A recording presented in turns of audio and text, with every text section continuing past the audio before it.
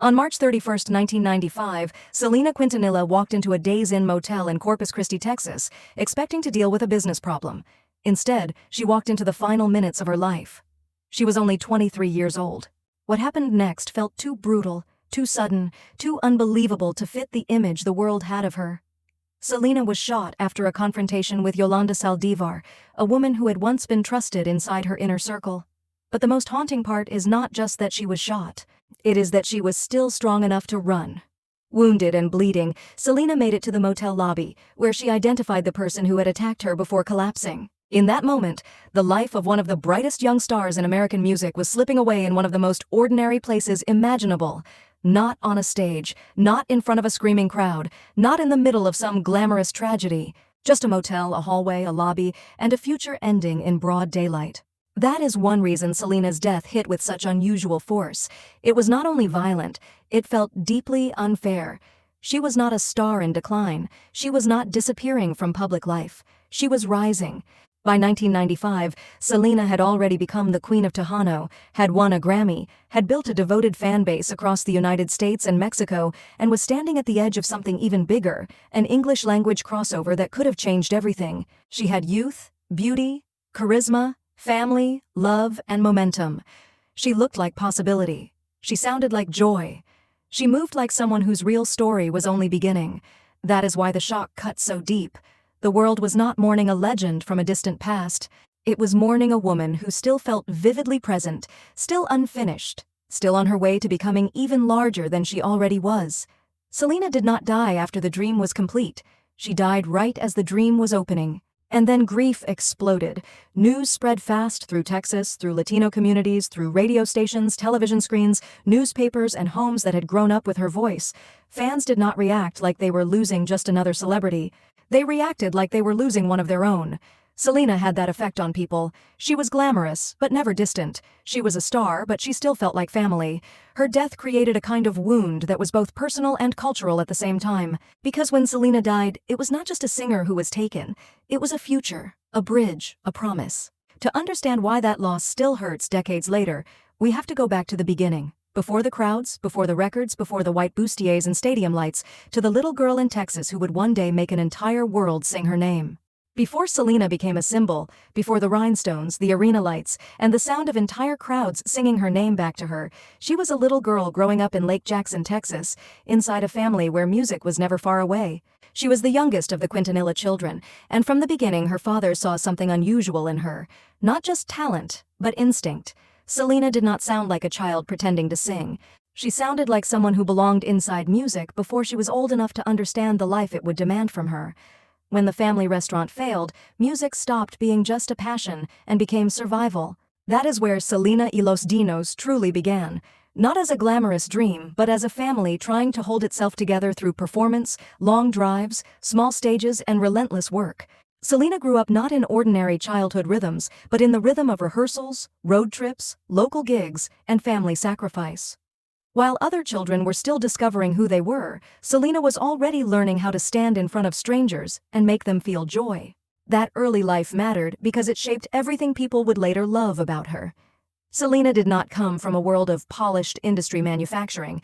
She was built from repetition, discipline, family closeness, and the emotional intensity of performing young. There is something deeply important in the fact that she had to grow into her own cultural voice. Though she would become one of the most beloved Mexican-American stars in history, Spanish was not the effortless first language of her artistry in the way many assumed. She had to learn songs phonetically at first, work into the sound, and grow into the language that would later become inseparable from her identity. That struggle made her story even more powerful. Selena did not simply inherit a place in culture. She earned it note by note, stage by stage. And as she grew, she developed the qualities that made her unforgettable. Warmth without artificiality, confidence without cruelty, playfulness without losing power. She was glamorous, but she never lost the feeling of being reachable. Even as a young performer, there was something about her smile and movement that made people feel included, not dazzled from a distance. That is why the childhood of Selena matters so much in the story of her death. The world did not lose someone manufactured by fame. It lost someone shaped by family, effort, and a very specific dream built over years of sacrifice.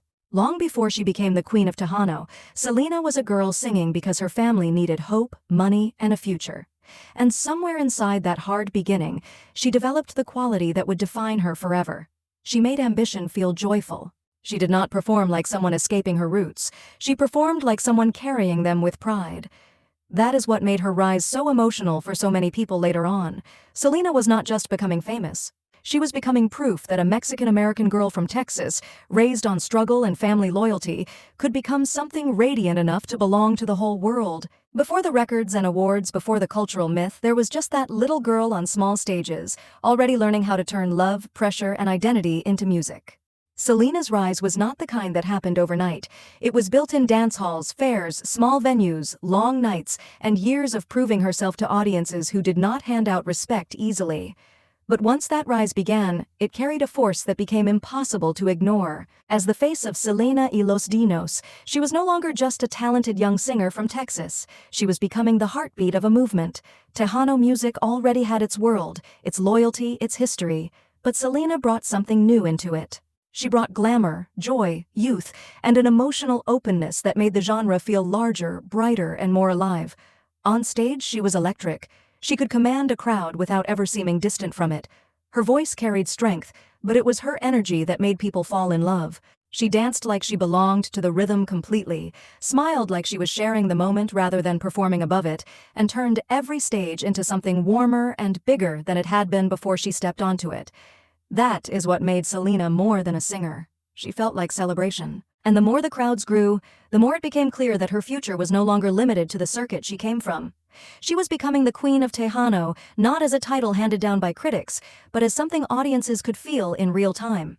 What made Selena's rise so extraordinary was that it never looked like a rejection of where she came from.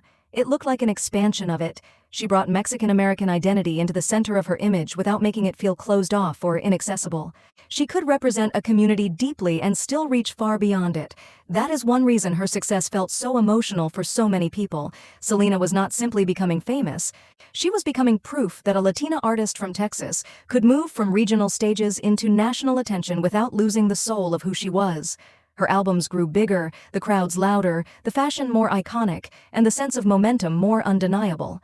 By the early 1990s, she had already become a dominant force in Tejano music, and the industry had to acknowledge it. Awards followed, recognition followed. The Grammy win made something official that fans already knew. Selena was no longer a local success story. She was a star with historic weight. Then came Amor Prohibido, and with it, an even greater leap. The songs were emotional, modern, catchy, and deeply rooted at the same time. Her image became sharper, more glamorous, more instantly recognizable. The bustiers, the movement, the hair, the smile, the voice. She was no longer just building a career. She was creating a mythology. Selena had that rare ability to feel both larger than life and deeply personal at once. She could fill an arena and still make you feel like she was singing to your family, your heartbreak, your pride, your memories. That intimacy is what turned popularity into devotion. And by 1994 and early 1995, the next chapter was already opening. Everyone around Selena seemed to understand that she was standing on the edge of something even bigger than Tejano. The English-language crossover was no longer a distant idea. It was becoming real. That is what gives this part of her story such painful electricity in hindsight. Selena did not look like an artist settling into comfort. She looked like an artist accelerating. She was more polished than ever, more confident, more commercially powerful, and more culturally significant.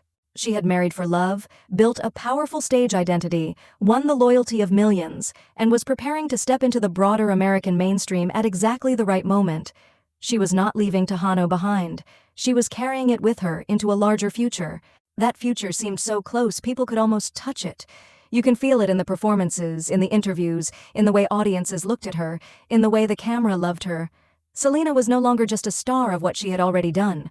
She was becoming a symbol of what was about to happen next, and that is the deepest ache at the center of her rise. She did not die after the legend had fully arrived. She died at the threshold of something even greater, with the door already open and the light already pouring through.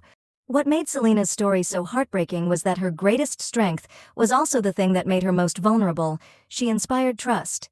She was not the kind of star who felt distant from the people around her. She brought family into her career, built her success close to home, and carried herself with a warmth that made others feel welcome inside her world. That warmth was real, but it also meant the line between personal loyalty and professional pressure could become dangerously thin. By the time Selena reached the height of her fame, she was no longer carrying only her own dream. She was carrying the hopes of her family, her band, her businesses, her audience, and an entire community that saw itself reflected in her rise.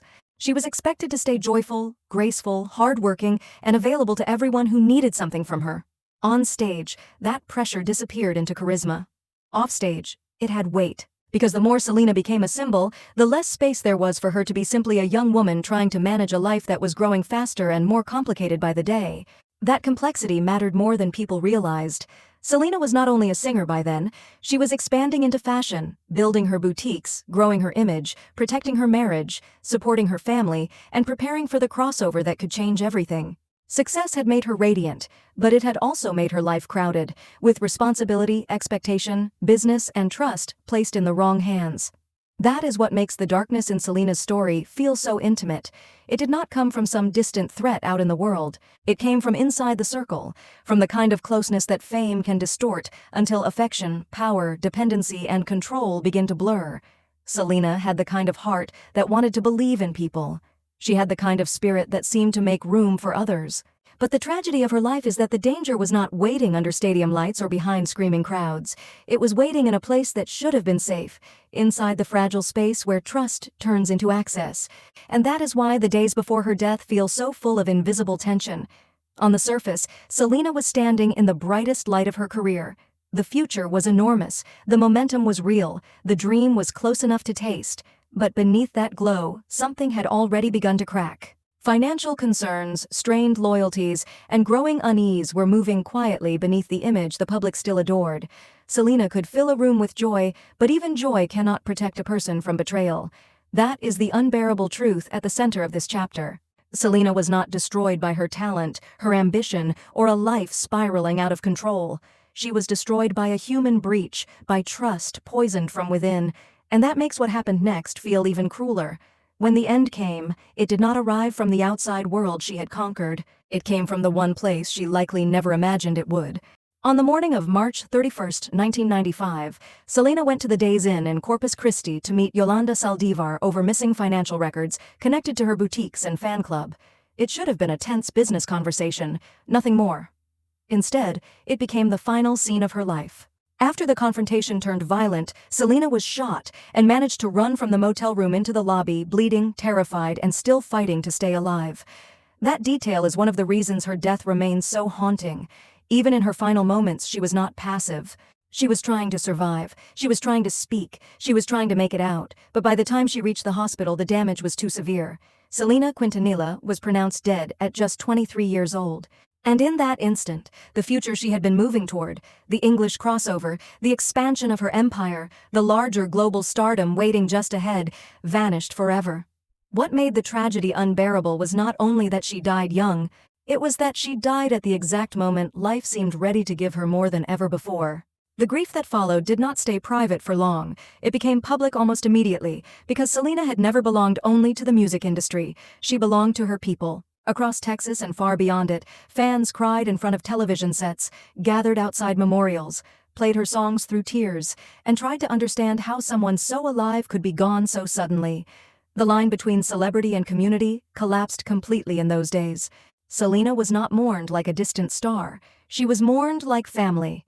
That is why the images after her death still hit so hard. The flowers, the candles, the photographs, the crowds waiting for one final chance to say goodbye.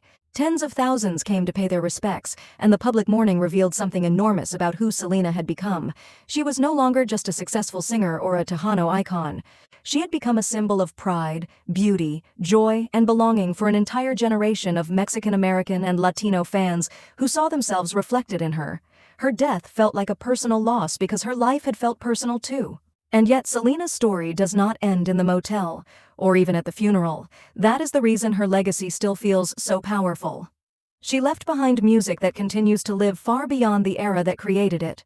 She left behind an image that still feels vibrant, loving, glamorous, and unmistakably hers.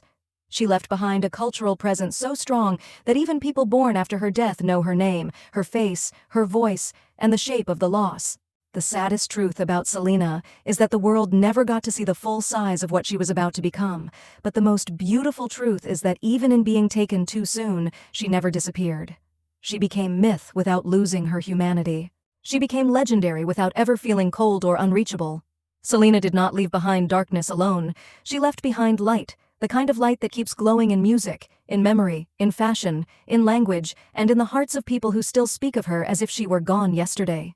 Selena didn't just die young. She was taken at the exact moment the world was finally ready for all of her.